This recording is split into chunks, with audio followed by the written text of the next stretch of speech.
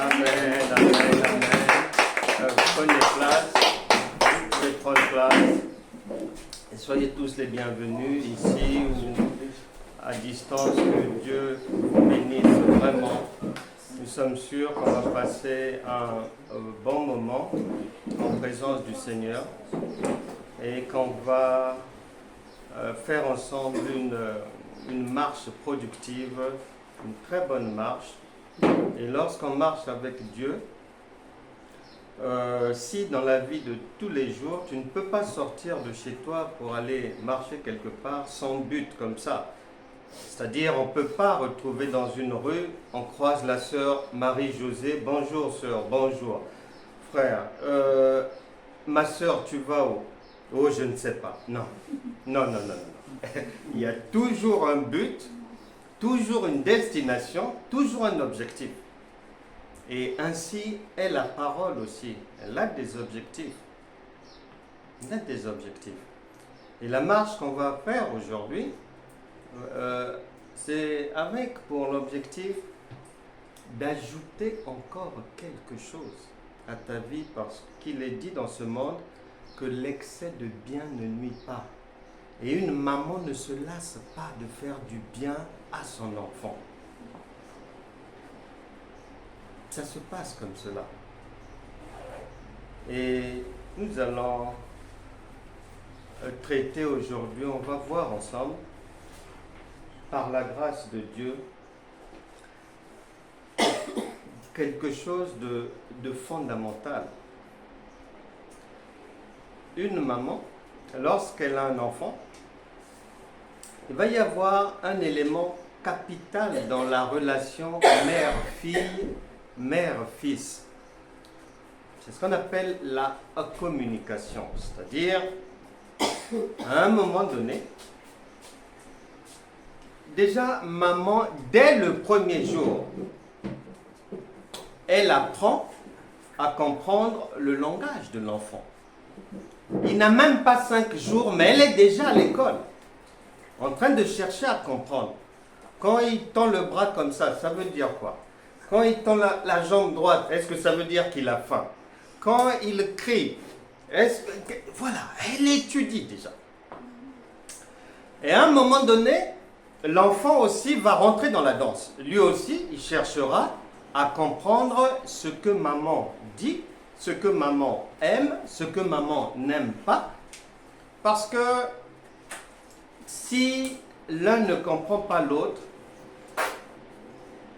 ça ne peut rien donner. Ils vont perdre leur temps et ça ne marchera jamais. La relation sera bancale. Ils ne pourront rien construire ensemble.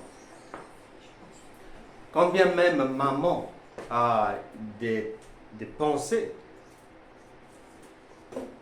positives sur l'enfant, tant que lorsqu'elle parle, lui ne comprend pas, et lui lorsqu'il parle, elle ne comprend pas, c'est peine perdue. Raison pour laquelle le Seigneur Jésus, en Jean chapitre 8, verset 43, il attire notre attention en nous posant la question: pourquoi ne comprenez-vous pas mon langage? Et il insiste en Matthieu chapitre 22, verset 29, en disant: vous êtes dans l'erreur parce que vous ne comprenez ni les Écritures, ni la puissance de Dieu. Si Dieu parle, ce n'est jamais pour rien, c'est que c'est vrai. Et nous sommes là aujourd'hui pour éviter ces choses, éviter de faire une marche avec quelqu'un que l'on ne comprend pas.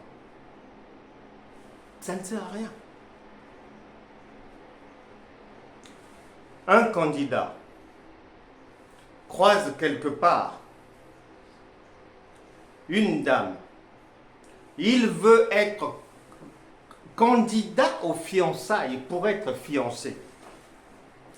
Mais si elle ne comprend pas ce qu'il dit, ils vont commencer comment et par où? Si elle ne comprend pas ça ne peut rien donner. Et c'est pour éviter cela que le Seigneur dit que celui qui a des oreilles pour entendre, qu'il entende bien. Parce qu'il en dépend de la vie. Et aujourd'hui, le Saint-Esprit voudrait nous parler, je le disais, de quelque chose de très fondamental. C'est de ça. Voilà. Voilà. Le processus de votre divinité ou comment devient-on réellement Dieu? Parce qu'il ne faut pas faire Dieu menteur.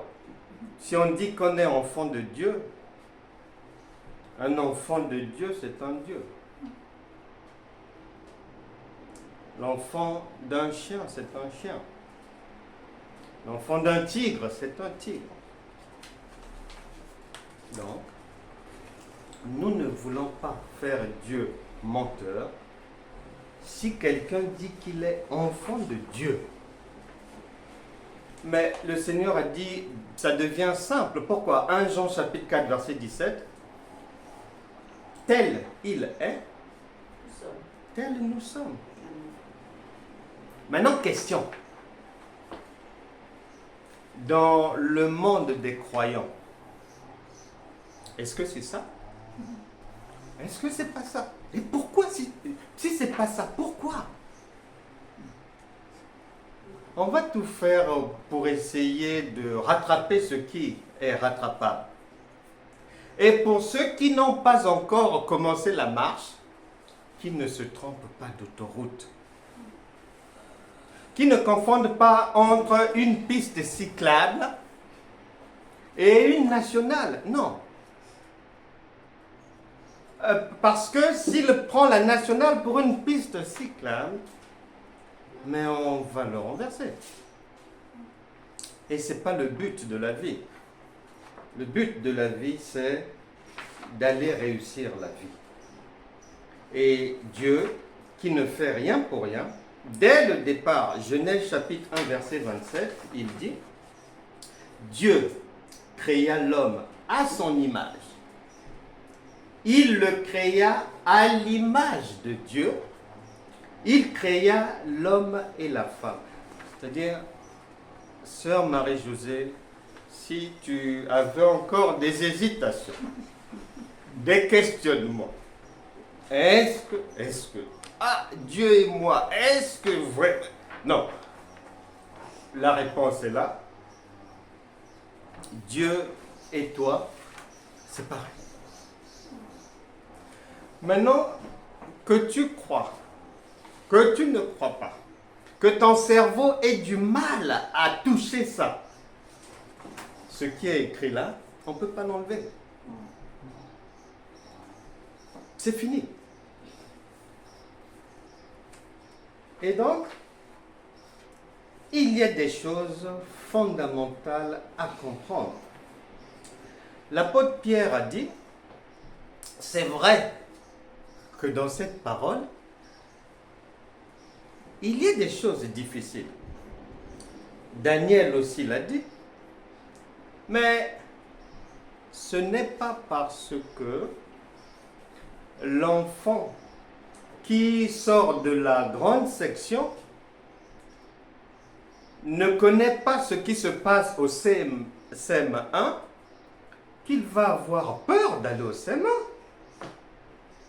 Celui qui est au CM2, il entend toute l'année les échos. Ah, en 6e là-bas, on change de salle à chaque fois mais qu'il y a un cours. On a beaucoup d'enseignants. Ce n'est plus une seule maîtresse, c'est plusieurs enseignants aussi. Cela, les échos arrivent. Mais est-ce pour autant à la rentrée, est-ce que l'enfant va avoir peur de se présenter au collège en 6e? Non. Même si on lui a dit que là-bas, il faut faire attention dès que tu fais I, alors que le professeur avait dit ah, c'est 2 heures de colle, ceci, cela, tu reviens le mercredi, c'est... Ah. Mais, à la rentrée, il se présente là. Et la Bible déclare, la nature elle-même ne vous enseigne-t-elle pas. Donc, s'il y a des choses difficiles ici, eh bien, c'est dans notre mission de devoir les expliquer. Sinon, nous aurons échoué. Et ce n'est pas le but. En Galates, chapitre 1, verset 11, il est dit ceci. Je vous l'assure, frères, la bonne nouvelle que vous m'avez entendu prêcher n'est pas d'origine humaine. Elle ne doit rien aux hommes. Ce n'est pas non plus des hommes que je l'ai reçue. Elle ne m'a pas été transmise comme une tradition. C'est Jésus-Christ lui-même qui me l'a fait connaître par une révélation. Notre marche là-dedans, ce n'est pas un homme qui m'a appris ça. La Bible déclare que Dieu ramène toujours ce qui a été. Donc il continue à révéler. Et ce qu'il m'a révélé, c'est ce que je vais te partager pour que ta vie soit abondante.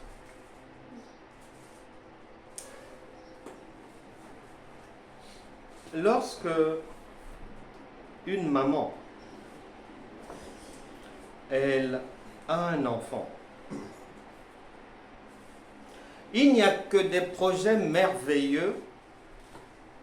En tout cas, si on lui tend le micro, Madame, bonjour, bonjour.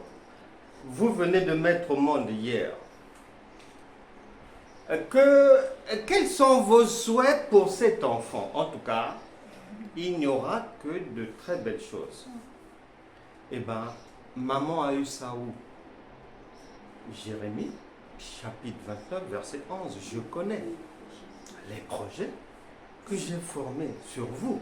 Des projets de bonheur et non de malheur, pour vous donner un avenir et une espérance.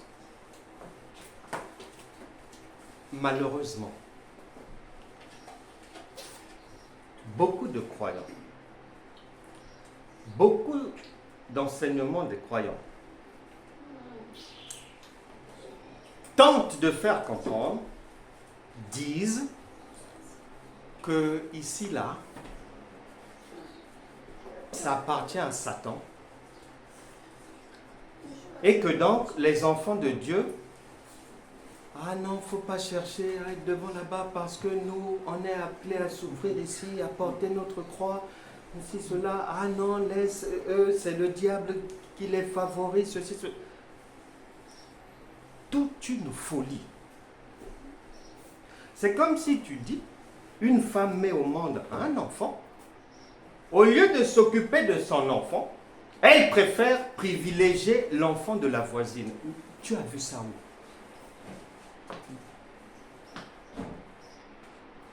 Et les gens acceptent ça. Ah non, ce monde appartient au diable et tout. La Bible déclare, Dieu créa les cieux et la terre. Plus loin, il est dit, toutes choses ont été créées par lui, pour lui et en lui.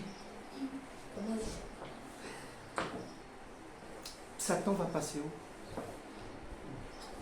Par quelle fenêtre?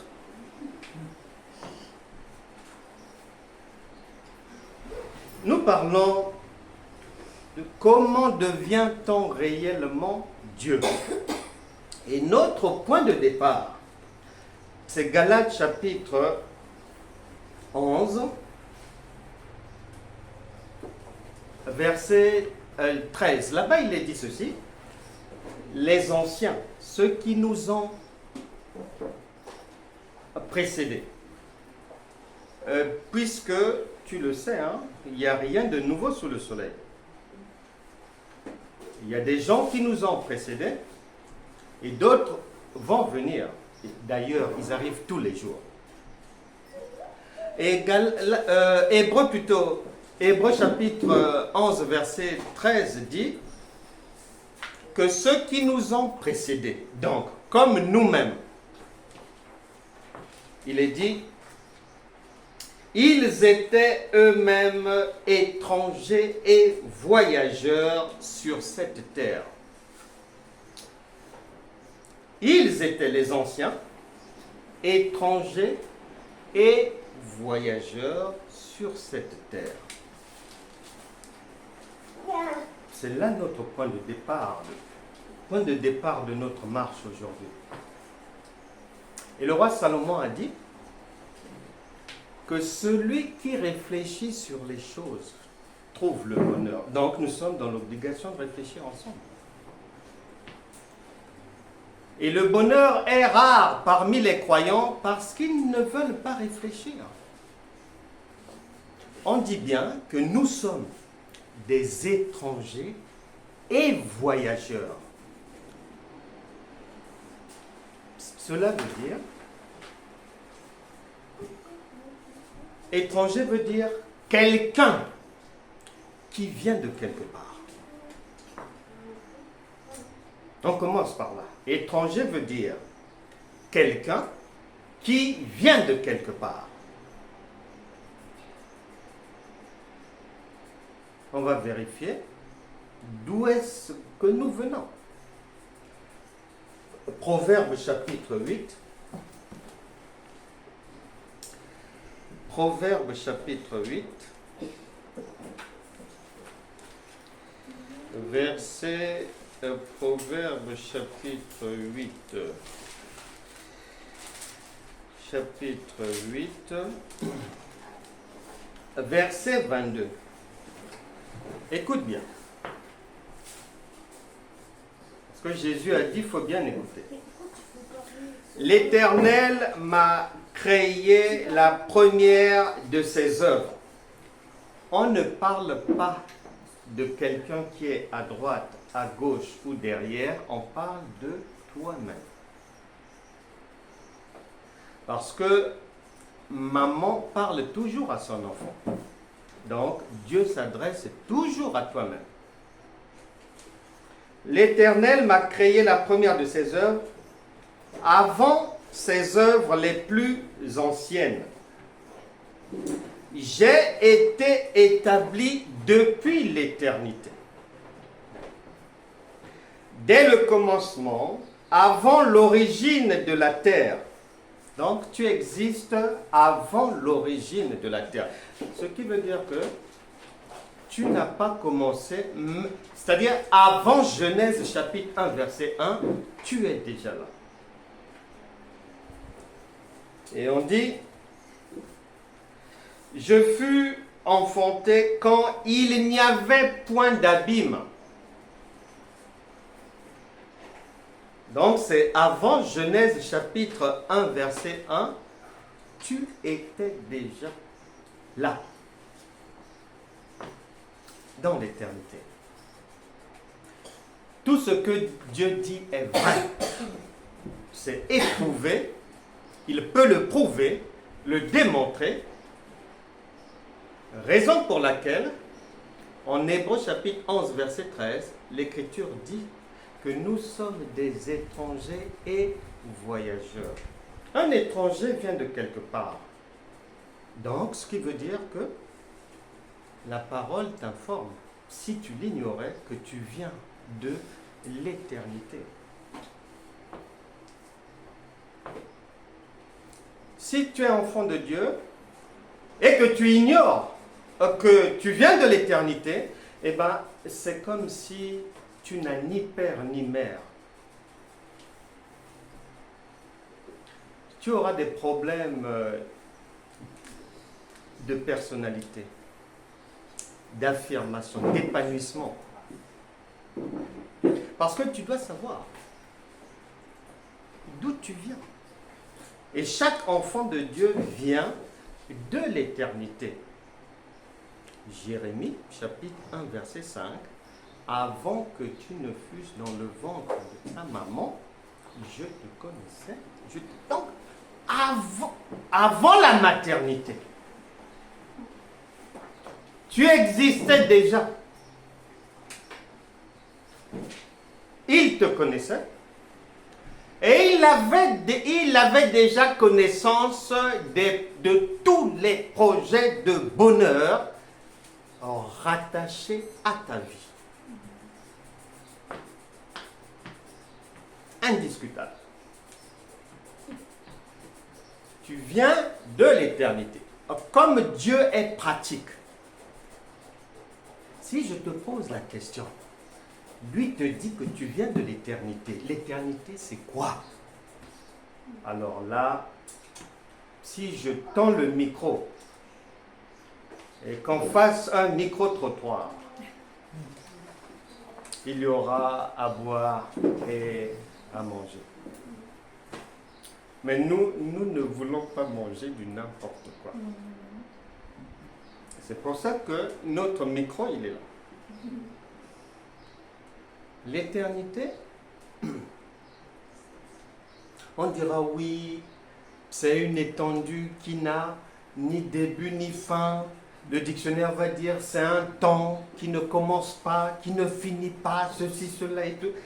Mais si tu demandes à la personne, je suis sûr et certain, sur 100 chrétiens, j'y mets toutes sortes de chrétiens, apôtres, papes, bishops, bergères, prophétesses, tout ce monde-là, et je pose la question, explique-moi concrètement, parce que Dieu a dit que regarde la nature, elle va te donner les réponses. Je ne sais pas s'il y a 5 personnes qui pourront répondre. L'éternité, c'est quand tu nais à la maternité. Et qu'on te pose la question, bon, tu viens fraîchement de sortir de maman là, oui, tu viens d'où? C'est ça l'éternité. Tu es au moins sûr que tu viens de quelque part. Parce qu'on n'atterrit pas comme ça là dans le ventre d'une femme et puis on sort haut les mains comme ça. Non, non, non, non. Tu viens de quelque part. L'éternité, pour que tu comprennes ça autrement, c'est lorsqu'on te voit marcher dans la rue. On croit que la sœur Michel est seule. Non, elle n'est pas seule. Il y a son arrière Georgette. Il y a l'arrière Georgine. Il y a l'arrière Fernand. Il y a le grand-père Michel. Il y a la grand... Dedans. Tout ce monde-là voyage avec toi. Sur terre ici. Mais eux, ils sont restés dans l'éternité. Et toi, tu es maintenant en train de voyager. Tu viens de l'éternité et tu fais un pèlerinage terrestre. Maintenant, écoute ce que Dieu dit. Il dit en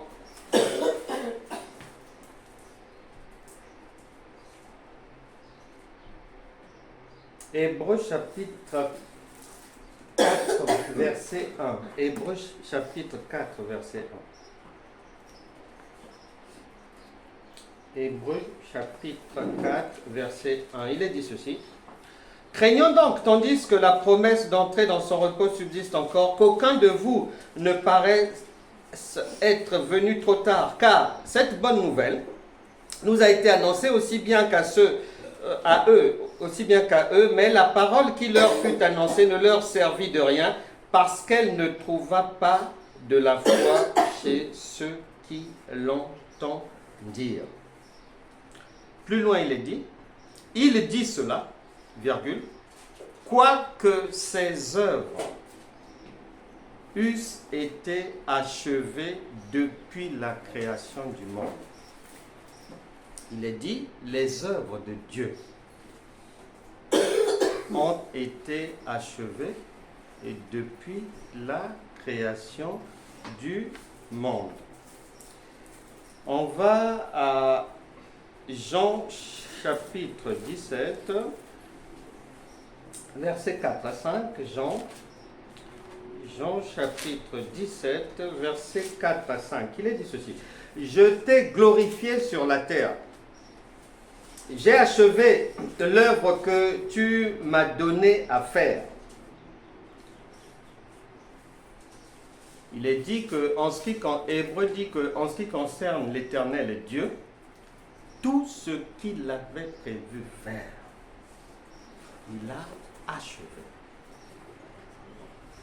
Jésus, à son tour, il vient, il dit que, Père, il fait son compte rendu que tout ce que tu m'as envoyé faire, j'ai fait. C'est fini. Et en Jean 19, 30, et en Jean 4, Jean 4, verset 4 à 5. Jean 17, verset 4 à 5, pardon.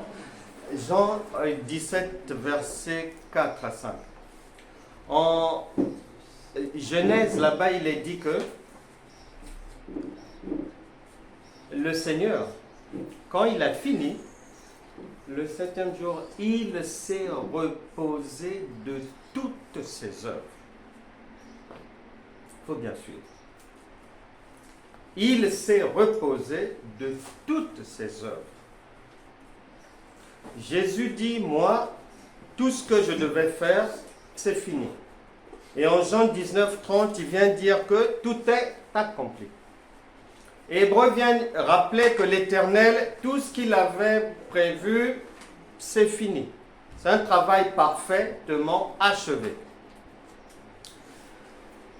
L'apôtre Paul vient dire que toutes choses ont été créées en lui, pour lui et par lui. Toutes choses.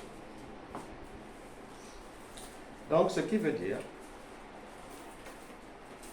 que si toute chose a déjà été créée par Dieu, il a travaillé, il a fini. Le Seigneur Jésus, il a travaillé, il a fini. Il te dit, toi qui viens d'arriver là, sache que toi aussi on a déjà fini avec toi. Avant que tu ne te retrouves à la maternité, tout a déjà planifié à ton sujet. Et des sortes de projets de bonheur. Tout est déjà fait. On te connaissait depuis longtemps, depuis. D'un côté, on dit que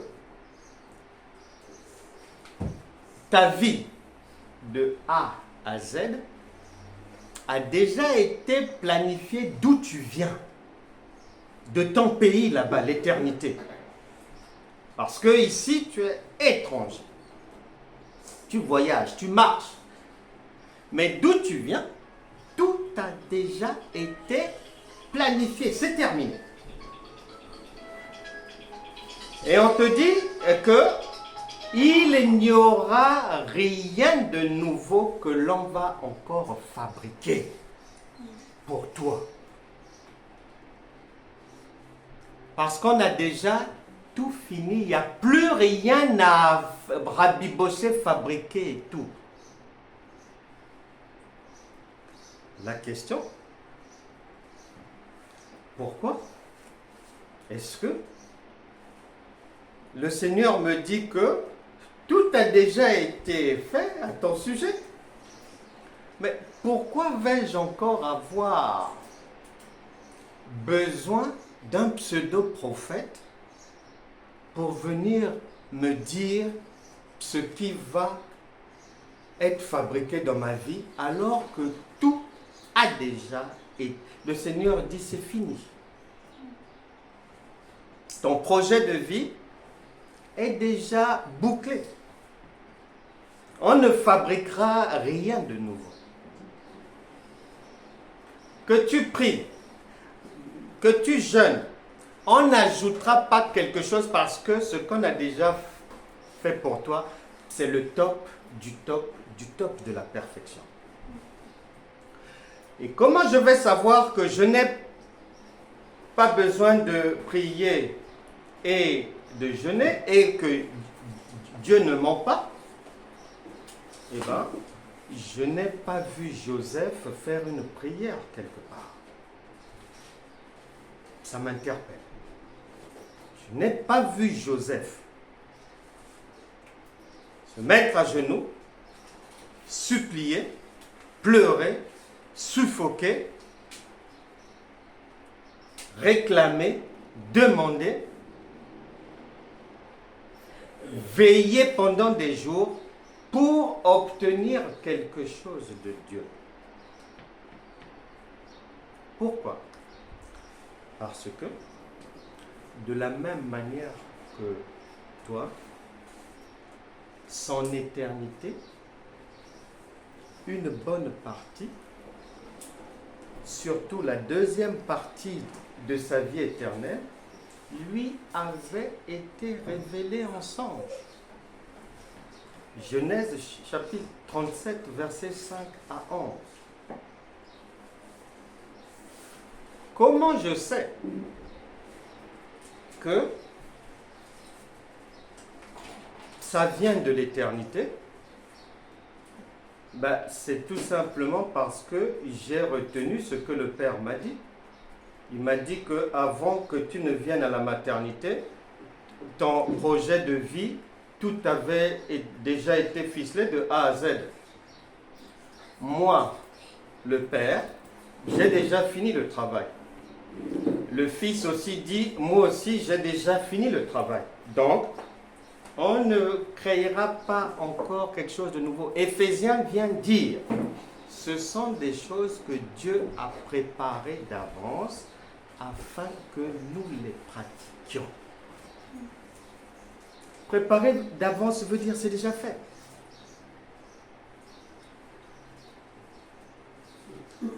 D'où tout ce que tu vas lire là-dedans. Si Dieu a dit que ça existe déjà, c'est que ça existe déjà. Que je comprenne, que je ne comprenne pas, ça existe déjà là. Quand on parle d'un dragon, quand on parle d'un cheval blanc, quand on parle de ceci, cela, il me dit, tout est déjà là dehors. La question, si tout est déjà là dehors, et que ma vie est une vie éternelle, et qu'on ne fabriquera rien de nouveau me concernant, la question, c'est que, est-ce que j'arrive à retrouver ma vie éternelle ici sur terre? L'histoire de ma vie. Réponse, oui. Comment? Parce que Dieu m'a révélé que quand tu fais un songe, c'est quelque chose qui existe déjà dans l'éternité et on vient te montrer. Parce que ce que tu vois en songe, c'est pas quelque chose de nouveau. Puisque Dieu ne peut pas mentir. Tout est déjà bouclé. L'usine a déjà fini de tout fabriquer. C'est fini. Tu fais un rêve. Comme Joseph. Ce rêve vient d'où? Ce rêve vient, sache-le aujourd'hui, de ta vie éternelle.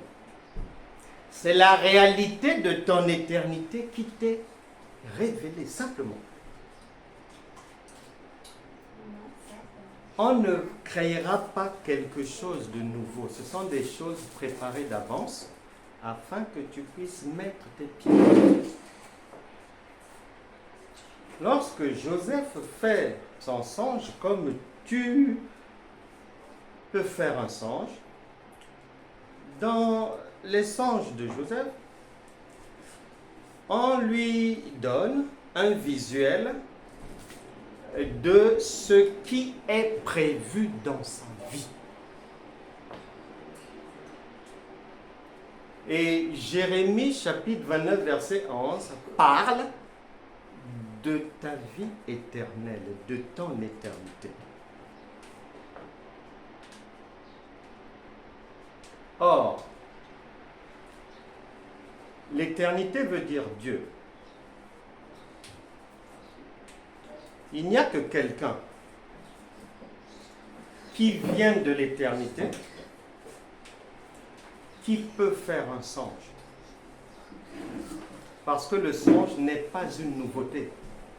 C'est quelque chose qui existe dans un monde non physique que l'on appelle l'éternité.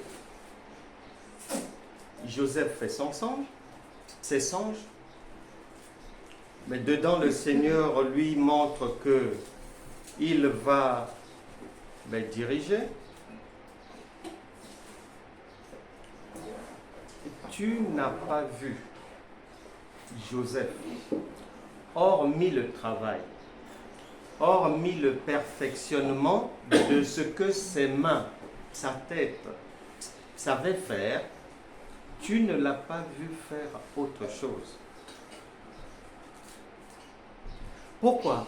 Parce que l'éternité, c'est quelque chose qui existe déjà. Que tu montes, que tu descendes, que Satan se lève.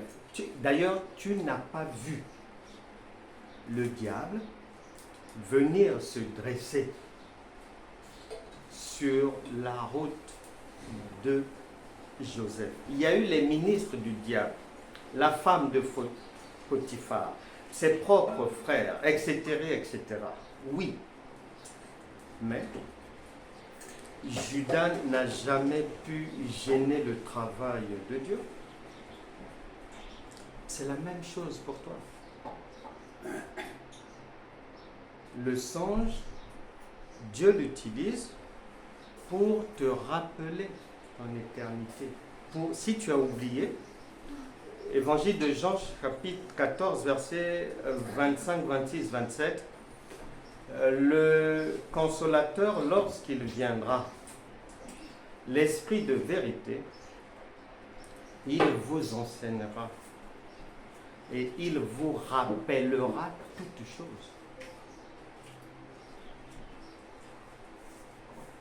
Pourquoi on n'a pas dit il vous enseignera seulement? On vient ajouter il rappellera.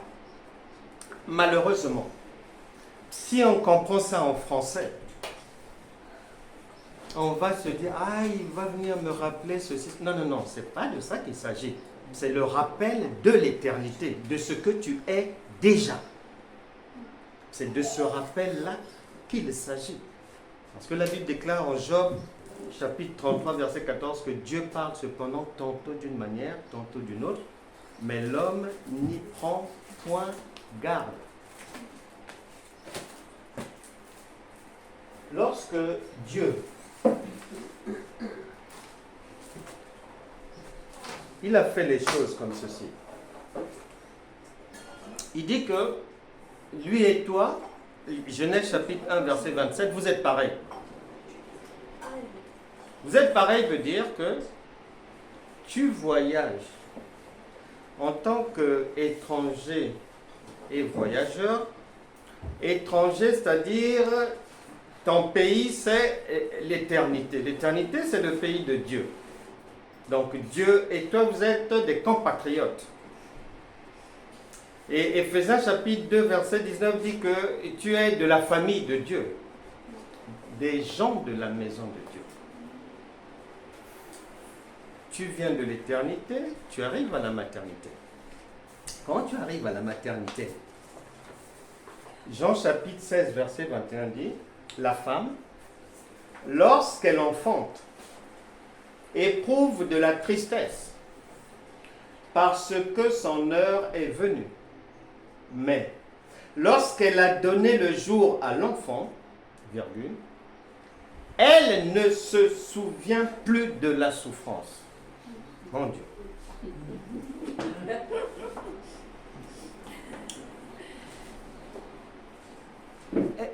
Est-ce qu'elle va dire qu'elle va encore porter sa croix? On dit qu'elle ne se souvient même plus. C'est dans les oubliettes. C'est-à-dire, si tu essaies de lui rappeler, elle va hésiter, elle ne comprend pas, elle le cherche. À cause de la joie qu'elle a de ce qu'un homme est né dans le monde. La maman, elle passe par les douleurs de l'enfantement. Mais une fois qu'elle donne naissance, toutes choses sont devenues nouvelles. Les choses anciennes, les insomnies, les nausées, les vomissements, tout ça là, la glace, le sucre, le salé, donne-moi ceci, du citron, de l'oseille, ail, oignon à minuit, ceci, tout ça là, c'est fini. C'est fini. Maintenant, tu crois que Dieu a écrit ça pour qui? Pourquoi?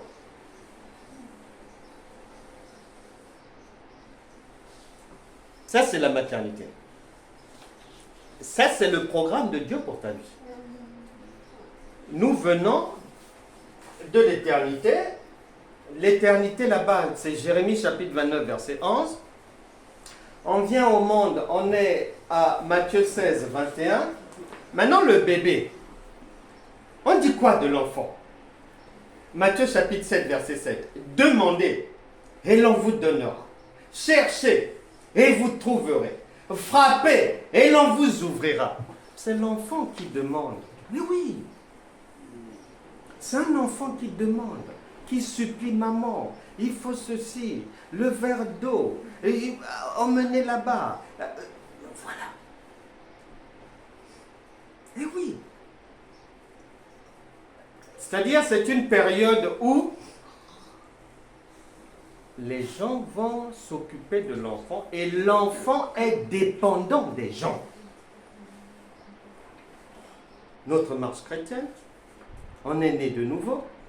Au début, oui, on va dépendre des gens. On va dépendre des gens.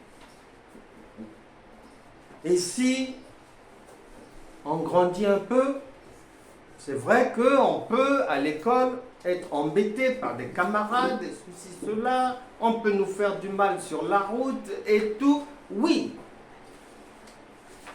Pendant une durée donnée. Après, l'éternité a prévu que, à un moment donné, tu deviens un homme, une femme, qui s'assume, qui peut aller au marché seul. Elle n'a plus besoin de sa maman. Vraiment, je ne pense pas que une sœur de 50 ans puisse avoir besoin que sa maman lui prenne la main pour l'emmener au marché. Je ne crois pas. Mais non. Psaume 34, verset 10. Craignez l'Éternel, vous ses saints, virgule, car rien ne manque à ceux qui le craignent. Ça veut dire quoi? Quand tu es adulte, si tu veux aller prendre le bus, tu peux aller le faire seul. Si tu veux aller au marché, tu vas faire ça seul. Si tu veux aller demander une embauche quelque part, tu vas aller faire. Si tu trouves que tu es en âge de te marier, tu peux aller te marier. Donc, tu as la possibilité de faire des choses d'une manière indépendante. D'une manière indépendante. Et il est dit que rien ne va te manquer. Psaume 23, verset 1, l'Éternel est mon berger, je ne manquerai de rien. Question, pourquoi je manque? Alors que dans mon ADN, il est prévu que je ne manque de rien. Parce que Jérémie 29, 11 ne doit pas quitter mon cerveau. C'est ma boussole. Qu'il y a de belles choses, j'arrive ici sur terre. Je commence par des cris, oui, mais il y a de belles choses qui m'attendent dans ce pays. Il y a de belles choses. Et à l'âge adulte, on peut faire toutes sortes de choses sans avoir forcément besoin d'assistance. Pour certaines choses, on va demander de l'aide. Pour d'autres, on pourra le faire seul. Mais quoi qu'il en soit, c'est-à-dire, on ne pourra plus se comporter comme lorsque maman ou papa devaient m'aider. Non. Ensuite, ton éternité a prévu Chronique chapitre 17, verset 2. Nathan répondit à David, fais tout ce que tu as dans le cœur, car Dieu est avec toi. Fais tout ce que tu as dans le cœur, car Dieu est avec toi. La question qui vient à l'esprit immédiatement.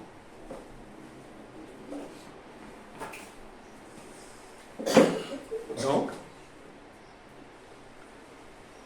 lorsque Dieu est avec quelqu'un, il peut tout faire. Quand je lis là, réponse oui. Fais tout ce que tu as dans ton cœur, car à partir du moment où Dieu est avec toi, attention, à ne pas comprendre en français. Dieu est avec toi, c'est les deux deviendront une seule chair. Si les deux deviennent une seule chair, tu deviens Dieu. En fait, tu ne deviens pas Dieu. Ce n'est pas quelque chose de nouveau pour l'enfant de Dieu. Pourquoi? Parce que de la même manière qu'il a dans son sang ses ancêtres, qui sont là-bas dans l'éternité, de la même manière spirituellement, comme il vient de l'éternité, il y a le sang de Dieu dedans là, déjà. Le problème, c'est que nous parachutons comme des étrangers, des voyageurs, dans un monde, la Bible déclare, corrompu et pervers. C'est ça le problème. Corrompu, souillé, inondé de péché. Ce qui fait que plus tu vas garder tes pieds sur cette terre corrompue et perverse, au fur et à mesure, sans t'en rendre compte, petit à petit, ta divinité est en train de s'évaporer, petit à petit. Lorsque tu deviens enfant de Dieu et qu'il y a la résurrection, ressusciter veut dire revenir à la vie. Ce qui veut dire que avant il y avait déjà la vie. Donc en fait, tu reprends conscience de ta nature divine. Ta conversion, ta nouvelle naissance, c'est un rappel que, attention, tu t'es corrompu dans ce monde, mais tu avais oublié, et je te fais le rappel, que nous sommes dans ce monde, mais nous ne sommes pas de ce monde. C'est juste un rappel. Donc on retrouve quelque chose qui était déjà là dans le sang. Raison pour laquelle même le païen, il fait des miracles. Même les païens. Tout ce que l'on voit là, toutes ces constructions à travers le monde, attention, ce sont les païens. Ah ouais. Ah, ce sont les païens. Les plus grandes constructions impossibles à imaginer par le cerveau humain qui existent sur cette terre, ce sont les païens. Pourquoi? Parce que dans toute créature vient de l'éternité. Éternité veut dire Dieu. À partir de quel moment? À partir du moment où tu respires. Ta respiration, c'est la marque de la présence de Dieu en toi. On te prête le souffle de vie. Maintenant, ce prêt se passe de la manière suivante. On ne te donne pas le véhicule et lui il reste là et tu vas là-bas conduire, prendre les autos. Non, non, non, non. Il te prête, mais lui-même il vient aussi avec toi. Voilà. Il te prête le véhicule, mais il est dans le véhicule. Que tu le vois, que tu ne le vois pas, il est là. Que tu le saches, que tu ne le saches pas. L'État, Amazon, Facebook, TikTok, WhatsApp, ils t'espionnent, ils sont là avec toi. Que tu le saches, que tu ne le saches pas. Les ordinateurs, c'est eux qui les ont créés, c'est eux qui ont la technologie, ils savent. Tout ce que tu peux faire, ça n'échappera pas à leur regard. Non. Que tu le saches, que tu ne le saches pas, tu dois savoir qu'il tend à l'œil. Donc, lorsqu'on devient enfant de Dieu, c'est juste en fait un appui sur l'interrupteur et la lumière va jaillir. Mais il y avait déjà l'électricité là. Mais on était dans l'obscurité parce qu'on n'avait pas appuyé encore sur l'interrupteur. Donc, la nouvelle naissance, c'est juste un rappel, une résurrection. Nous sommes nés, mais dans ce monde du péché, on a marché comme des morts. Pour ça, Jésus a dit, laissez les morts aller enterrer leurs morts. On a marché comme des étrangers à la vie divine. Alors que nous n'étions pas à la base des étrangers à la vie divine. Nous venons de la vie divine. Et nous avons la vie divine en nous, dans notre ADN. Donc, à partir du moment où l'enfant de Dieu devient adulte, Dieu dit, fais tout ce que tu veux faire. Adulte veut dire quoi? Tu connais d'où tu viens. Tu sais qui est ton père spirituel, qui est ta mère spirituelle. Et tu es conscient que tu es étranger ici, que tu es en train de faire un voyage. Et que dans ce voyage, en fait, ce qui est beau dans ce voyage, dans ce monde corrompu et pervers, c'est que ta nature divine, l'éternité qui est en toi, va te permettre, une fois rallumée, va te permettre de finir ton voyage d'une manière vraiment cool, sans tracasserie, sans insomnie, sans maladie, sans... Non, c'est fini. Parce que l'éternité, c'est le repos. Et nous marchons dans ce monde renversé dans le repos du fait de notre sang divin. C'est ce sang qui nous permet de fermer les gueules des lions, de sortir des maladies, de vaincre l'adversité, de ne pas avoir peur, de marcher sur Satan, de cracher sur ses ministres, de dormir tranquille. Une fois qu'on a conscience de cela, eh bien, on devient un homme âgé. Hébreux chapitre 5, versets 12 à 13. Vous qui, au contraire, devriez être devenus des maîtres, vous en êtes encore à prendre du lait. Un homme âgé, c'est Jean chapitre 10, verset 34. Lorsqu'on est mature dans le Seigneur, il est dit, Jésus leur répondit, n'est-il pas écrit dans votre loi, j'ai dit, vous êtes des dieux. Le chrétien mature, c'est le chrétien qui connaît bien ses racines, est conscient d'avoir récupéré quelque chose qu'il avait perdu, du fait d'avoir mis 20 ans dans les boîtes de nuit, 15 ans dans les bars, 17 ans dans la cigarette, il avait perdu.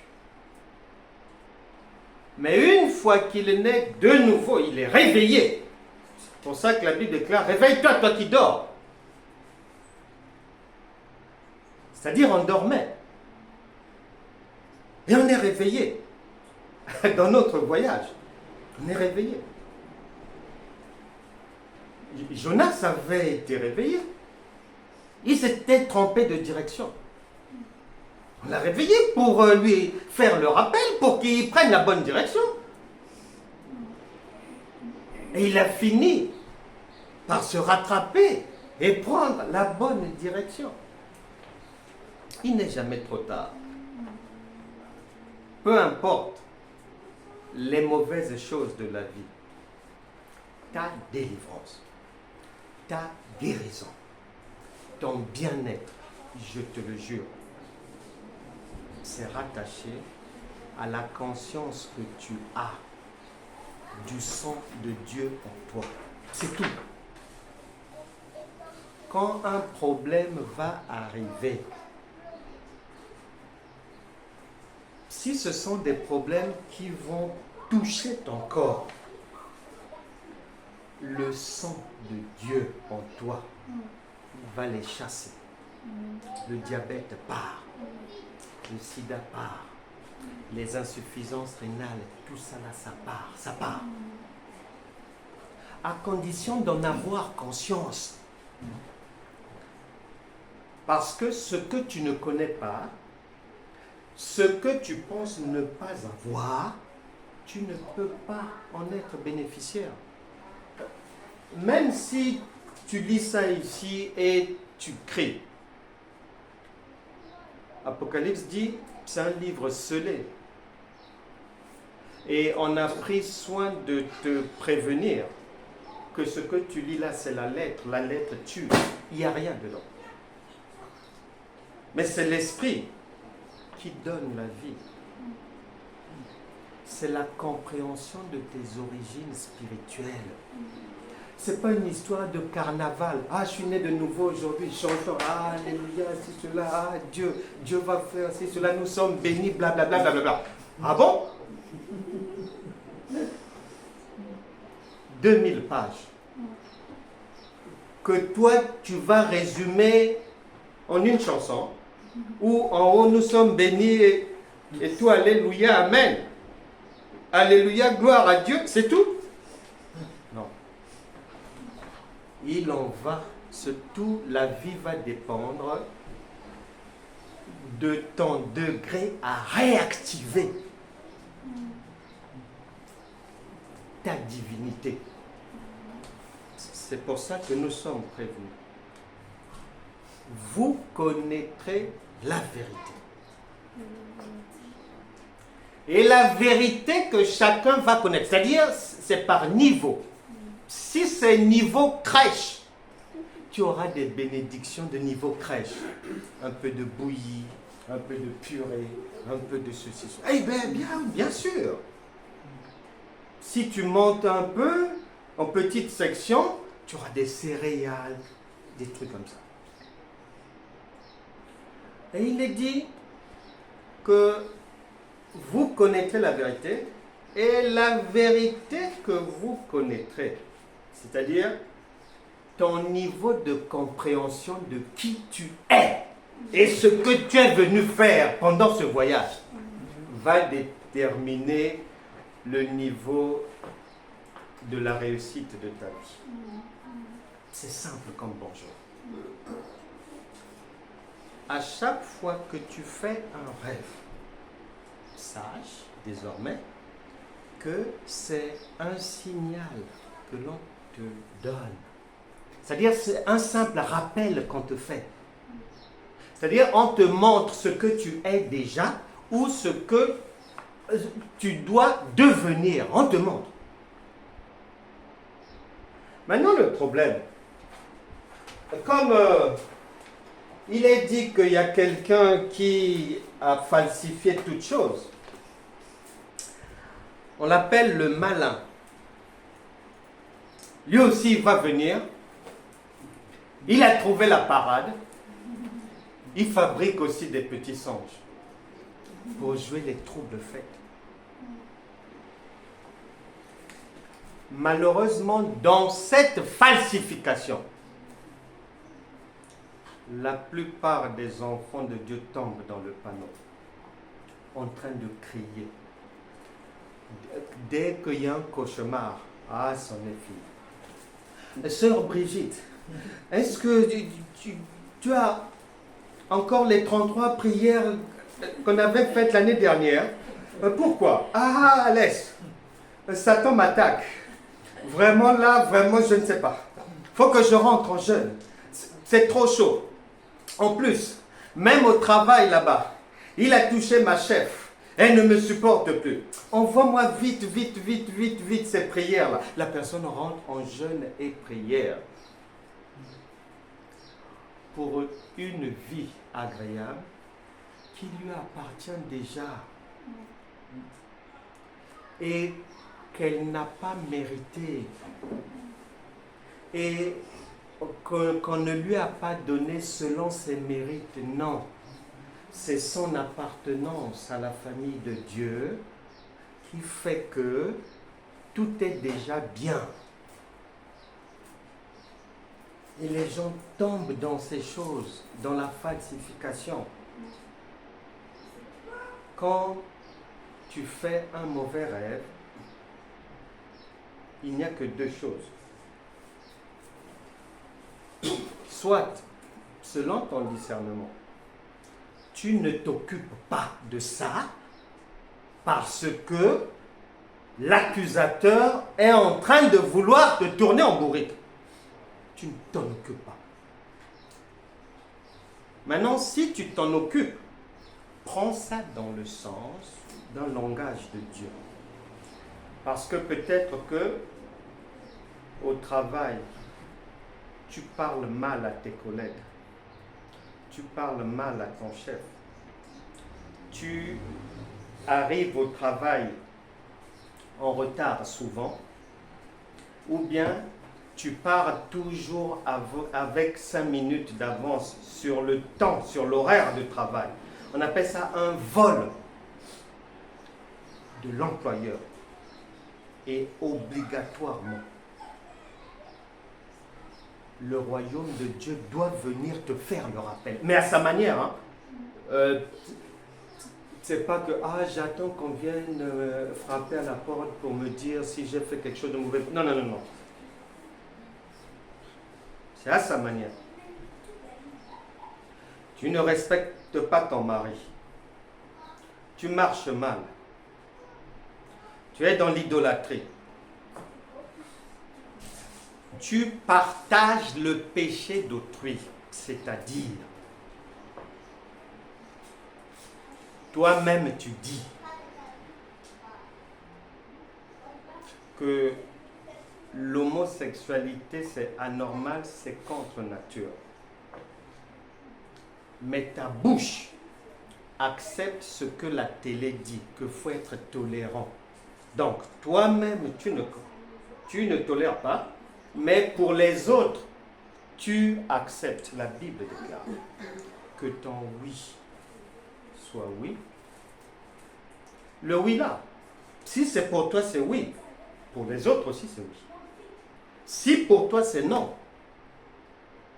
Pour les autres aussi, ça doit être non. Si tu tentes de mélanger, le lion de la tribu de Juda te le fera payer, va dévorer ta vie. Un enfant malade. L'autre enfant, c'est le divorce. La voiture qui tombe en panne. Le mari qui tombe malade. Les impôts qui écrivent.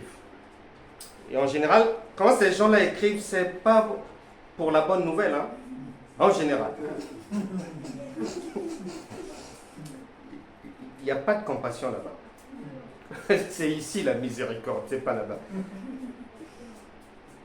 Donc, c'est l'avalanche comme ça.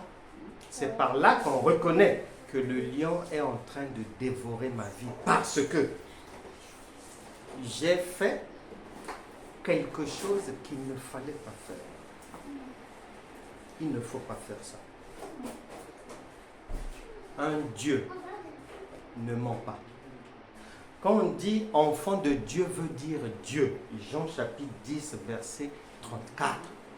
Tant que l'enfant d'un chien sera un chien, sache que l'enfant d'un Dieu, c'est un Dieu. Maintenant, marchons-nous comme des dieux. Comment reconnaît-on un Dieu? C'est très simple. Un Dieu n'a peur de rien. Un Dieu, il est autosuffisant. Un Dieu résout ses problèmes seul. Il ne prie pas un autre Dieu pour lui venir en aide. Non, ça n'existe pas. Même chez les hommes ici, il n'y a pas un pays, c'est-à-dire l'ambassade de Belgique à Paris, tu ne les verras pas un jour. Demander à la France, oh oui, on a des retards pour le règlement de l'électricité EDF dans votre pays ici. Est-ce que vous pouvez nous payer ça ou nous aider à payer? Jamais. Jamais. Chacun est souverain. Il règle ses problèmes seul. Et la nature divine donne à chacun la capacité de sortir de toutes sortes de situations. C'est ce que le sang divin fait. Un Dieu ne peut pas aller consulter un prophète pour faire quoi?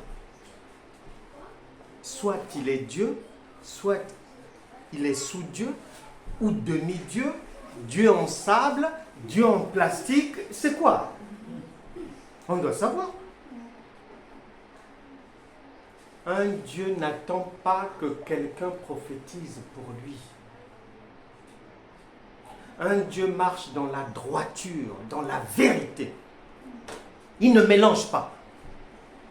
Il te promet quelque chose aujourd'hui et 3 jours après il se désengage. Non, Dieu va jusqu'au bout. Il s'assume. Et il est comme une maman. Quand bien même son enfant fait mal dehors, elle ne se présentera pas pour l'exposer, non. Elle attendra à la maison pour laver le linge sale en famille. Un Dieu est protecteur. Un Dieu pardonne. Un Dieu n'a pas de rancune. Un Dieu voit tout. Il sait tout. La Bible déclare dans Corinthiens que l'homme spirituel juge de tout et il n'est lui-même jugé par personne. On ne peut pas être enfant de Dieu et ne pas savoir ce qu'on est censé faire. Non. Un Dieu, il sait ce qu'il a à faire. Il a le discernement. Il est amour, il aime. Il aime, un Dieu aime. Il n'a pas de rancune. Il ne voit pas le mal. Il n'a pas peur du diable. Méfiez-vous désormais de la falsification. Ne soyez plus effrayés. Un Dieu n'a pas peur. Que la tempête se lève ou quoi, Jésus n'a pas tremblé dans la barque. Un Dieu ne tremble pas.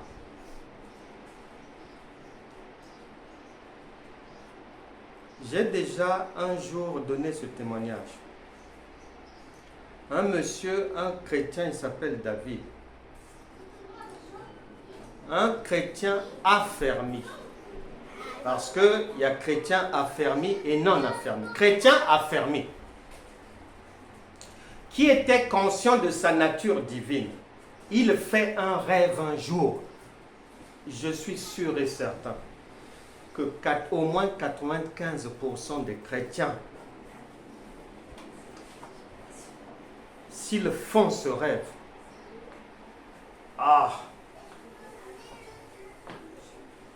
toutes les prières de la maison vont passer.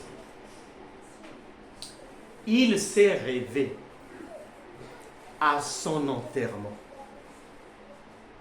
Il a assisté à l'oraison funèbre, à ses propres obsèques. Et après avoir été enterré, enseveli, il s'est réveillé. L'unique réflexe qu'il a eu, c'est de dire avec sa bouche, Satan, tu es un menteur. Comment est-ce que je peux être mort alors que je suis vivant? Il est parti à la douche, il a pris sa douche, il est parti au travail. Il n'a jamais eu la pensée même de prier en langue pour ça. Et le jour où il rendait le témoignage, c'était 20 ans après. Il est encore vivant. Les gens sont trompés, mentis. Faites attention à la falsification. Elle peut venir de nuit, mais elle peut venir aussi de jour. Elle va venir de jour, comment? D'abord, 1 Jean chapitre 3, verset 15 dit ceci. 1 Jean chapitre 3, verset 15 dit... 1 Jean chapitre 3. Quiconque est son frère est un meurtrier. Et vous savez qu'aucun meurtrier n'a la vie éternelle demeurant en lui. Donc, la vie éternelle, elle est présente. Elle demeure en nous. Éternel veut dire Dieu. La vie de Dieu est dans notre sang. On n'a pas dit que si tu as la haine, que la vie éternelle ne va pas demeurer. Non, non, non, non. Là, on parle du présent. La vie éternelle, c'est... Non, non, non, non. On vient de là. Nous marchons dans ce monde corrompu en ayant la veste de Christ, c'est-à-dire de l'éternité, pour rentrer ensuite à la maison, toujours dans l'éternité. Il y a des gens qui ont eu la chance, depuis qu'ils sont nés de tradition dans leur famille, ils sont chrétiens et tout. Donc, ils ont su garder le lien avec leur éternité, toute leur vie. Mais la plupart d'entre nous, il y a eu une rupture, et après, lorsque on est de nouveau, il y a une reconnexion à notre sang divin. À partir de là, c'est ton sang qui va être désormais une assurance vie pour toi. Si c'est dans le corps, le sang spirituel divin met dehors tout ce qui ne va pas. Raison pour laquelle, dans Marc chapitre 16, verset 17-18, là-bas il est dit, même si tu prends un poison mortel, zéro.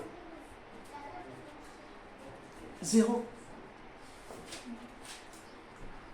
Maintenant, pour ce qui est des aléas de la vie qui sont extérieurs à ton corps, le dossier là-bas, incompréhension là, dispute là, le chef ne m'aime pas, ne me donne aucune promotion. Et ça ne marche pas. Le permis de conduire, ça fait la 15e fois que je passe, ceci, cela. Pour les éléments extérieurs, tu as la réponse. Matthieu chapitre 4, verset 11. Une fois que Jésus a présenté au diable la connaissance qu'il avait de sa source divine, Matthieu 4, 11 dit que le diable a dégagé et les anges se sont mis à le servir. C'est la même chose pour toi. Quand tu vas crier dans les bureaux, t'arracher les cheveux, tu n'as pas à le faire. Tu empêches les anges de Dieu de faire leur travail. Et beaucoup d'enfants de Dieu sont comme ça, désordonnés, indisciplinés, ne comprenant rien à rien, mélangeant tout. Elle prie toute la nuit. Et le matin, elle débarque là-bas pour injurier. Mon Dieu. Donc c'est ça. On doit faire attention à ça. Parce que si Dieu dit vous êtes des dieux, c'est vrai. Le problème c'est que il faut qu'on t'explique maintenant de quelle manière est-ce que ta divinité soit peut revenir dans ta vie ou soit se poursuivre. C'est pour ça que Jésus a dit au centenier romain et à plusieurs personnes qu'il rencontre, le centenier romain a une difficulté, son serviteur là-bas malade, blablabla, blablabla. Jésus dit allons-y, il dit non, tu es quand même Dieu. Un Dieu ne se déplace pas. Soit il est Dieu, soit il n'est pas Dieu. Un Dieu ne se déplace pas. Et il lui explique. Un Dieu, il donne des ordres. Il travaille par commandement, c'est tout. Il n'y a pas de supplication. Il ne peut prier personne. Il ne peut invoquer personne. Il est lui-même tout. Jésus dit, ah, ben donc qu'allons-nous faire? Il dit, non, non, dis seulement un mot ici. On n'a pas besoin, c'est ici, dis seulement un mot et c'est réglé. Jésus dit, mais écoute, si tu as compris ta nature divine, que l'on appelle la foi, ben va. Tu ramasses tout ce que tu veux dans la vie. Tu ramasses. C'est le repas du Seigneur, on se sert. C'est un self. C'est un self, il ne faut pas attendre. Tu ramasses ce que tu veux, c'est un self-service. J'avais l'habitude, j'ai tout... Ah! Ça nous donnait des maux de tête. Le nombre de fois que j'ai participé ou que j'ai suivi des enseignements. Ah, le mariage est un combat. Le combat du mariage, ceci, cela. Satan attaque les mariages, blablabla, blablabla. Ah! Un jour, Dieu m'a fait la grâce et j'ai écouté ça une seule fois dans ma vie. J'ai écouté un pasteur qui disait, moi, à 19 ans, quand je suis devenu enfant de Dieu, l'une des choses que j'avais demandé à Dieu, c'était, je ne veux pas de bruit dans ma vie, tu me donnes une bonne épouse. je ne veux pas de bruit dans ma vie. Je veux être tranquille. Comme la sœur Marie-Josée. Bien dormir. Bien dormir. C'est comme ça qu'il avait traité avec son sang divin. Et il dira ceci. Ça fait 51 ans que nous sommes mariés. J'ai eu ce que je voulais. Et je l'ai entendu dire, mais pourtant, j'avais déjà entendu que le mariage c'est difficile, c'est corsé, c'est un combat, Satan, si cela. Mais la Bible déclare, je mets devant toi la vie et la mort, choisis la vie. Moi j'ai choisi la vie. Et il disait que je me suis dit, les trucs de bagarre, de combat, de ci, cela. Je prends un mariage paisible. J'ai entendu ça une seule fois dans ma vie, il y a plusieurs années. Le jour où j'ai entendu ça, tous les enseignements, tous les séminaires, toutes les conférences, là où j'étais parti sur que le mariage c'est un combat, j'ai mis ça à la poubelle. J'ai mis ça à la poubelle. J'ai mis ça à la poubelle. Je me suis dit, si lui, il s'est servi sur la table du Seigneur, en prenant un mariage sophistiqué, un mariage doux, un mariage sans dispute. Il disait que nous avons 4 enfants. Vous pouvez demander à nos enfants. Ils ne nous ont jamais vus en 51 ans nous disputer. Jamais. Ce jour-là, j'ai dit, c'est ma part, je prends ça. Et je donne gloire à Dieu. J'ai un mariage heureux. Amen. Et je le souhaite à tout le monde.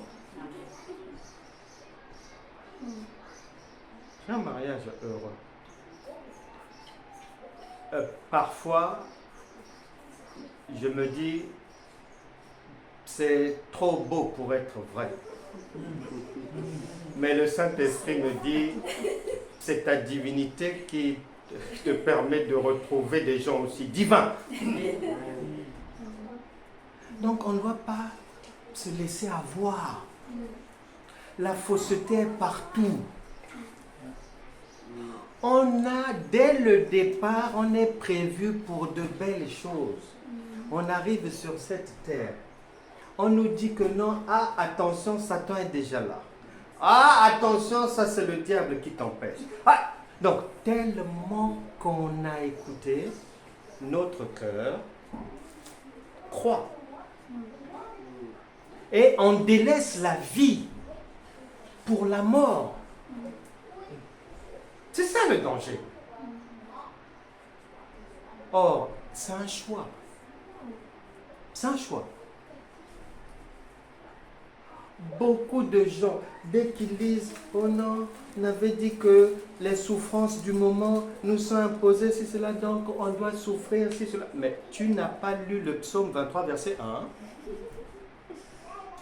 C'est-à-dire, il ne cible que les paroles de négativité d'enterrement. Ah non. Non. Même si c'est écrit là. Ici, il y a le vol. Dieu ne me demande pas de voler. Il y a le mensonge. Il ne me demande pas d'aller mentir. Il y a l'impudicité. Il ne me demande pas de revêtir la veste impudique. Il y a les crimes. Il ne me demande pas d'aller être... Pourtant, c'est écrit ici. Mais il est dit, c'est pour nous servir d'instruction. Ce n'est pas parce que c'est écrit que tu vas accepter ou ramasser ça. Non. Et ça, c'est la vie d'un homme. Pilate a dit, voici l'homme. Donc, il y a des choses que tu vas accepter jusqu'à un certain âge. Mais après, si tu as grandi, l'apôtre Paul a dit, quand j'étais un enfant, je faisais comme les enfants. Quand je suis devenu grand, Je fais comme les grands. Maintenant, quand je vais faire comme les grands, cela ne veut pas dire que les paroles pour enfants, je déchire, je mets à la poubelle. Non, je laisse pour ceux qui vont arriver aussi derrière moi, qui sont des enfants. Ils en ont d'abord besoin. Mais après, ils doivent changer de nourriture et passer à autre chose. C'est une vie humaine. La falsification, elle est partout. Osée chapitre 4, verset 6. Nous sommes prévenus, mon peuple périt faute de connaissance. 2 Pierre 3, 16. Matthieu chapitre 22, verset 29. Jean chapitre 8, verset 43. 2 Corinthiens chapitre 11, verset 13 à 15. Ces hommes sont des ouvriers trompeurs. Des apôtres de Satan, mais déguisés. Il faut savoir les reconnaître, même à travers les enseignements. Souvent, tu t'assois, tu vois quelqu'un, on appelle ça prédication. En fait, si tu écoutes attentivement, tu vas te rendre compte qu'il est en train de faire une causerie. Il ramasse dans la poubelle un verset biblique, il vient mettre dans la causerie. Il va à droite, il va à gauche. Oh, le mariage, il faut le tenir. Blablabla, blablabla, si, cela, des causeries. Satan vous guette. Attention, le diable est debout, vent debout contre toi. Matthieu chapitre 24, verset 24, c'est le Seigneur lui-même qui dit, il y aura des faux prophètes. Ils seront là. Parce que chacun doit faire son ministère. Le blé, s'il est là, il faut aussi l'ivraie. Mais l'ivraie est là comme un gendarme, un policier, pour vérifier. Matthieu chapitre 7, verset 21 à 23, le Seigneur Jésus dit, oui, vous me dites, vous avez chassé les démons en mon nom, ceci, cela, mais je vous dis que je ne vous ai jamais connu. Jérémie chapitre 5, verset 31. On parle de la fausseté. Luc chapitre 24, verset 16. Luc chapitre 24, verset 25. 2 Corinthiens chapitre 4, verset 3. L'évangile que nous prêchons est voilé pour ceux qui sont perdus. Ils ne comprennent pas. Ils ne comprennent pas. Un enfant de Dieu est un Dieu. Et quand je le dis, je suis vraiment sincère. Avant, je craignais de le dire en public. Ne sachant pas, les réactions des chrétiens, ils sont habitués à certaines choses. Si tu viens apporter une certaine lumière, comment ça sera pris? Qu'est-ce qu'il raconte? Oui, Dieu, mais c'est Dieu le Tout-Puissant? Non, on n'a pas dit que vous êtes des dieux de ceci, cela. Non, non, vous êtes des dieux. Point. Le fait de ne pas assumer et être conscient de sa divinité, en réalité, c'est une démission. C'est comme une démission parentale. Ben oui, tu démissionnes. Tu trahis ton pays. Parce que ton pays, c'est l'éternité. Nous sommes ambassadeurs de Christ. L'éternité t'a envoyé ici pour manifester l'éternité. C'est-à-dire apporter les preuves et les solutions dans ce monde corrompu et pervers. Vous êtes la lumière du monde, le sel de la terre, c'est pour aider les gens. Ils sont perdus là dehors. Ils sont perdus. Un jour, Un monsieur Jean-Baptiste, c'était au Gabon. Il expliquait qu'il a son cousin. Son cousin savait qu'il était chrétien. Son cousin savait qu'il parlait de Dieu et qu'il assumait son sang chrétien. Un jour, son cousin est venu le voir. Son cousin était dans une loge franc-maçonnique satanique là-bas. Son cousin lui dit, Jean-Baptiste, vous les chrétiens là, vous faites vraiment n'importe quoi. Si tu as vraiment Dieu, toi, viens le démontrer chez nous à la loge là-bas. Il demande à son cousin, tu veux que je te démontre ça comment? Si tu me vois et tu as vu Dieu. Son cousin rigole. Et il dit à Jean-Baptiste, si tu as vraiment Dieu, notre prochaine réunion, c'est samedi. Nous avons nos cérémonies. Si tu as Dieu, viens arrêter ces cérémonies-là. Le samedi est arrivé, son cousin est venu le chercher. Et c'était toujours, vous parlez trop là. Vous ne savez rien faire. Vous parlez trop. Maintenant, Jean-Baptiste, il expliquait que son cousin ne savait pas qu'il était tellement conscient de sa divinité que pour lui, en fait, c'était une opportunité. Son cousin ne savait pas que pour lui, c'était une opportunité.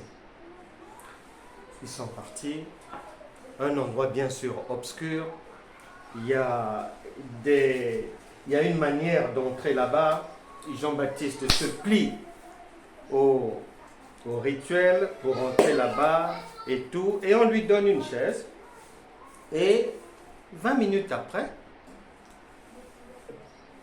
une vingtaine de personnes, ils étaient là, habillés en noir, avec des trucs étranges et tout. Ils ont commencé leur cérémonie.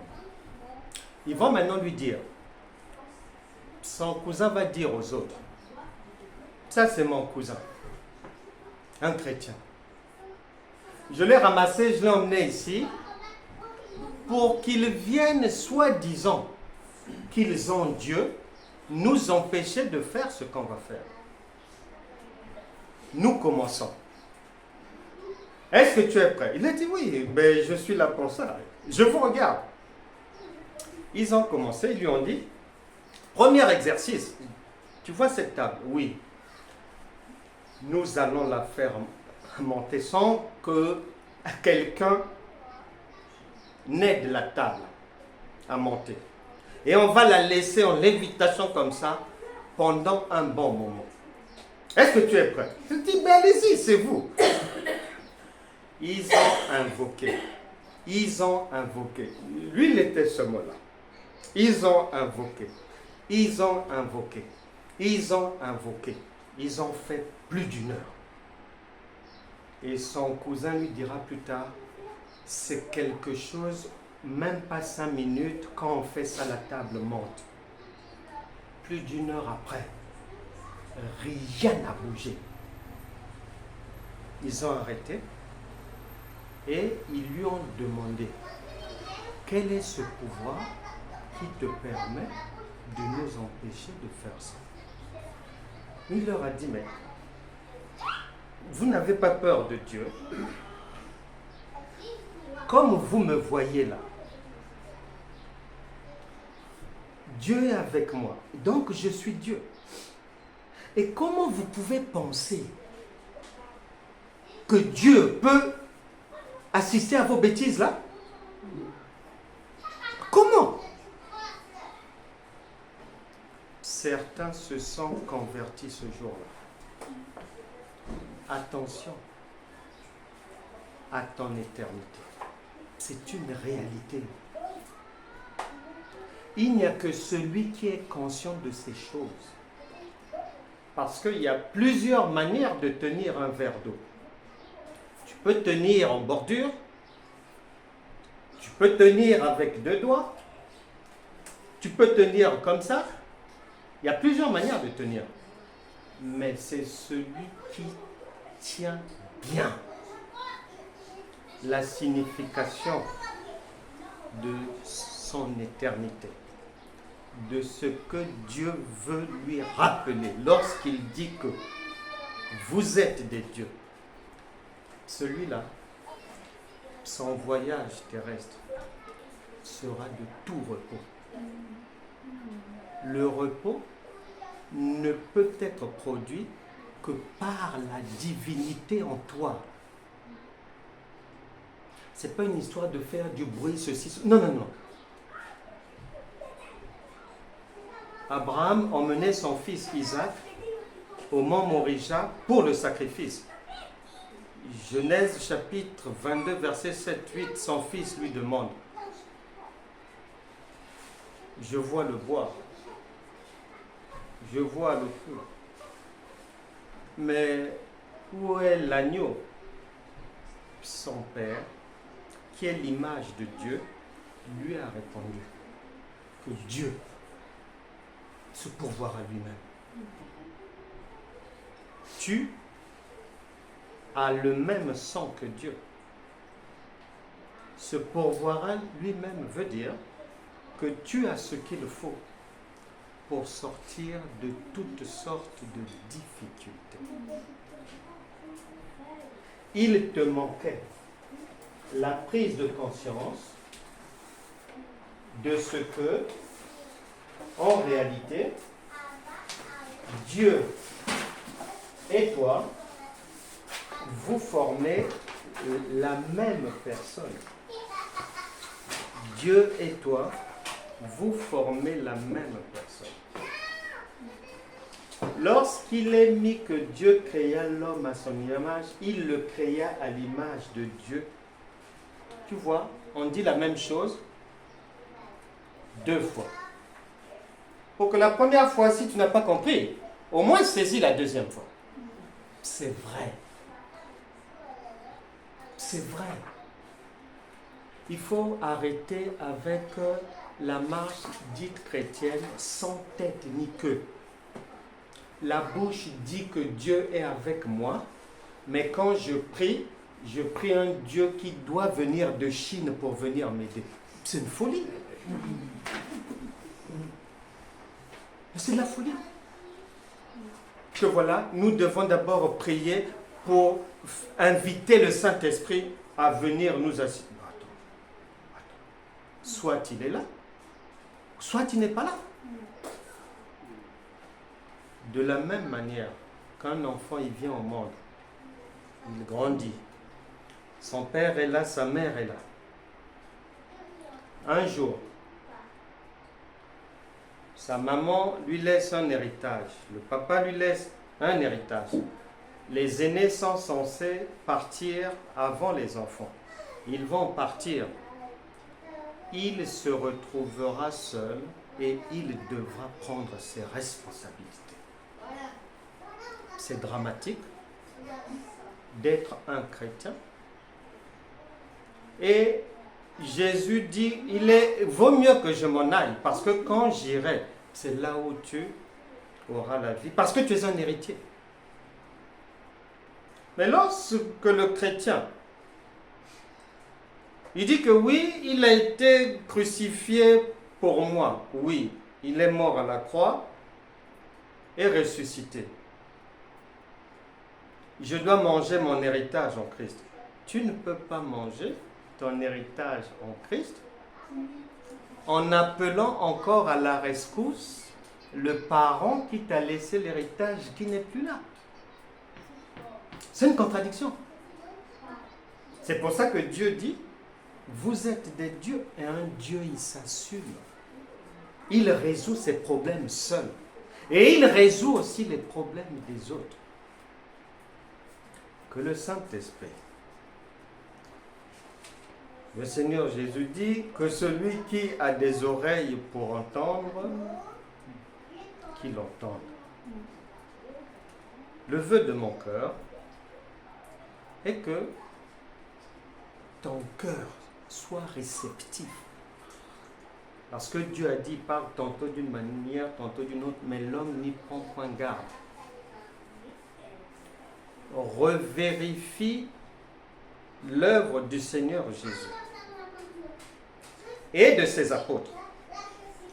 Il n'y a pas un endroit devant quelqu'un en difficulté où le Seigneur a prié pour la personne. Ça n'existe pas.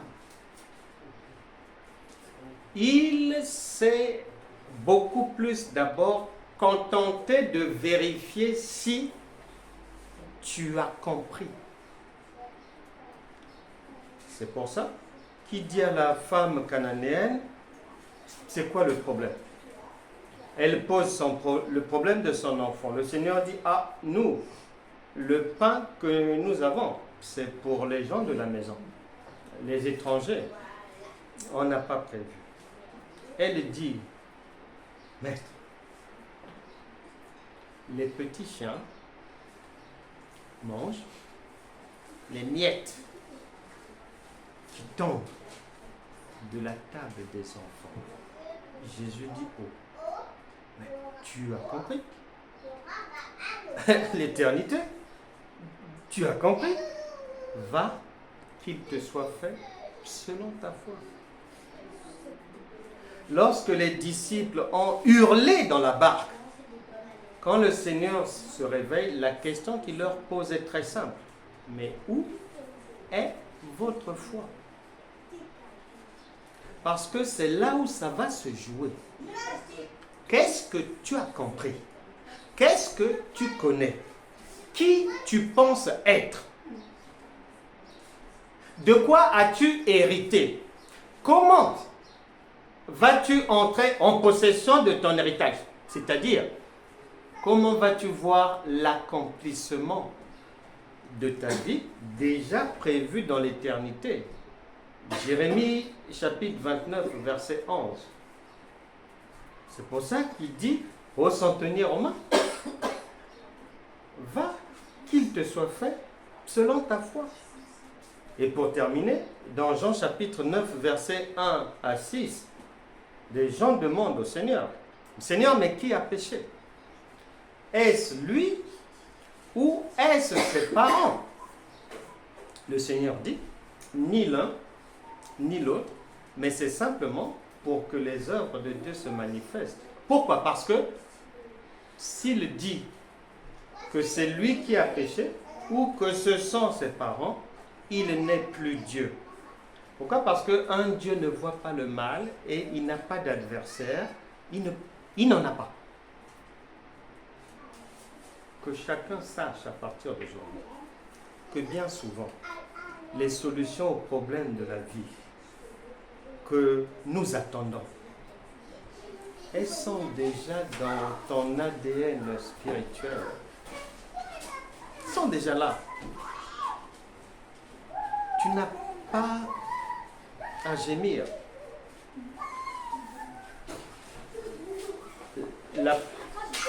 L'apôtre Pierre et Jean, ils étaient quelque part. Il y a eu un miracle.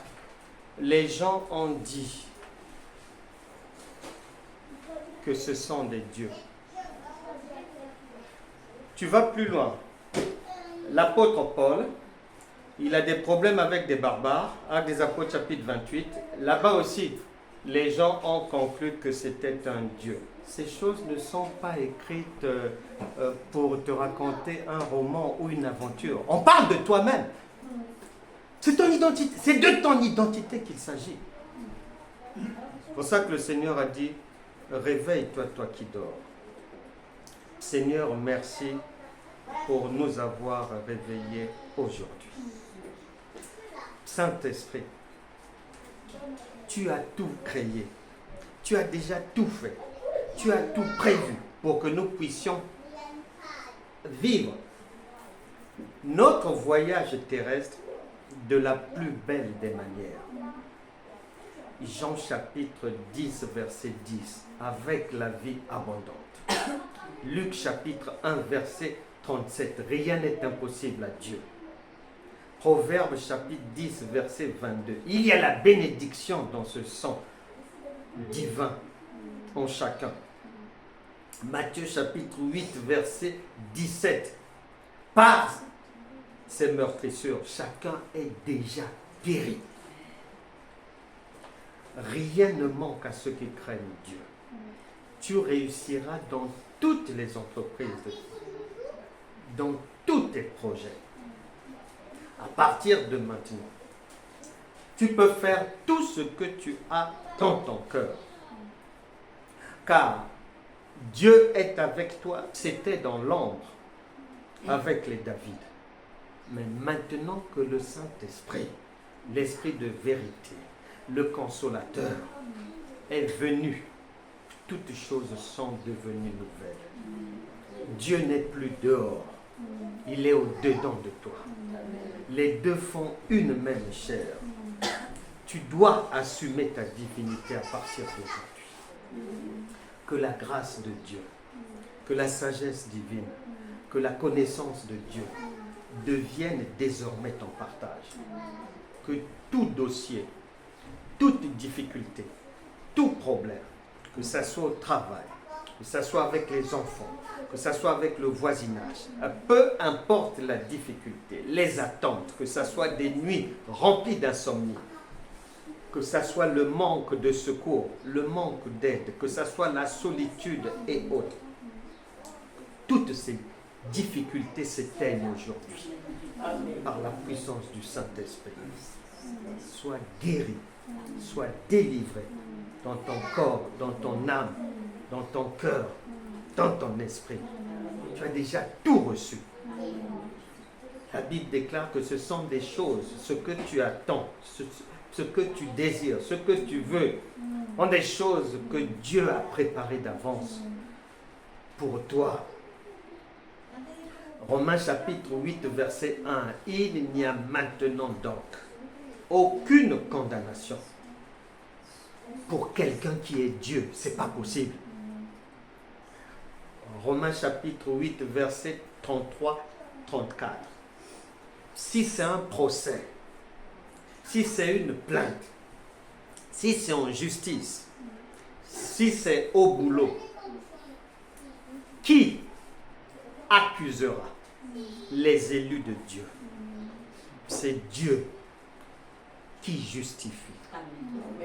Reçois la grâce de sortir vainqueur de tout procès intenté contre toi, de toute plainte contre toi, de toute incompréhension professionnelle. Là où on t'avait donné tort hier, que le sang de Dieu en toi renverse cette tendance. Que les larmes se transforment dans les vies de tout un chacun en sourire, en joie, en rire. La Bible déclare, Isaïe chapitre 8, verset 23, que les ténèbres ne régneront pas toujours. Toute arme forgée contre toi sera toujours sans effet. Isaïe 54, verset 17. Que la grâce de Dieu t'accompagne jour après jour, toi et ta maison. Car il est écrit, crois, c'est-à-dire comprends et pratique ce que le Seigneur Jésus t'a donné comme héritage, et tu seras sauvé, toi et ta famille. Amen.